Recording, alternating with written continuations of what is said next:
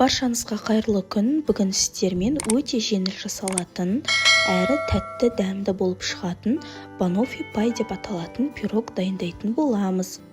Қамырын жасау үшін қант пен жұмсақ сары майымызды шанышқының көмегімен жақсылап араластырамыз. Кейін бір жұмыртқамызды қосып, оны да жақсылап араластырамыз.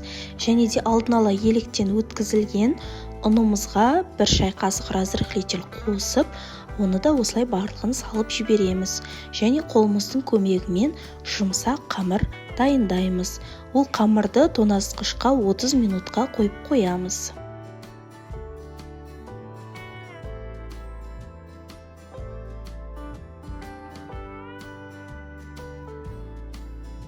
30 минут өткеннен кейін қамырымызды 24 диаметрлік форманы майлап алып, осылай жақсылап орналастырып шығамыз. Және де көтеріліп кетпес үшін шанышқының көмегімен міндетті түрде тесіп шығамыз. Және алдын ала қызып тұрған 170 градустағы пеште 25-30 минут аралығында пісіретін боламыз. Және бөлме температурасында міндетті түрде суытамыз. Ал оған дейін крем дайындаймыз. Ол үшін 30-35% сливкиға 50 грамм сахарный пудра және де 100 грамм творожный сырды қосып, формасын сақтағанға дейін миксермен шайқайтын боламыз.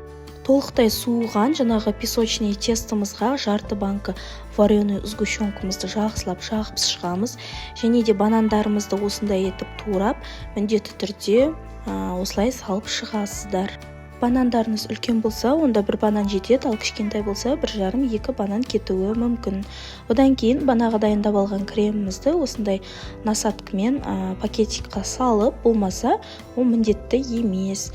Осындай формасын келтіріп, әдемі қылып, насадканың көмегімен барлығын орналастырып шығатын боламыз. Болғаннан кейін қалауларыңыз бойынша бетіне какао сепсеңіздер де болады. Мінекей біздің пирогымыз дайын. Міндетті түрде бір түнге немесе 2-3 сағатқа холодильникке салып алыңыздар. Сол кезде жұмсақ болып шығады.